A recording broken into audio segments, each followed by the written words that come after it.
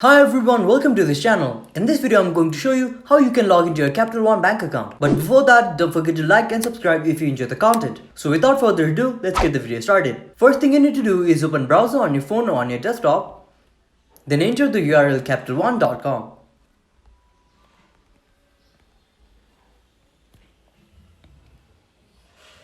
Once you do that, you'll be forwarded to the website and click on the sign in button at the top right.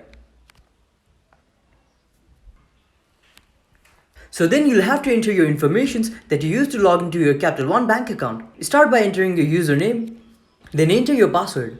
Once you fill in all your information, click on sign in button and you'll be logged into your Capital One bank account. But if you do not have an account, click on set up online access. Or if you have forgotten your user ID or password, click on forgot username or password. So once you fill in your information, click on sign in and you'll be logged into your Capital One bank account. So there you have it. That's how you log into your Capital One bank account. If you found this video helpful, don't forget to like, subscribe and turn on post notifications. Thank you for watching and see you in the next video.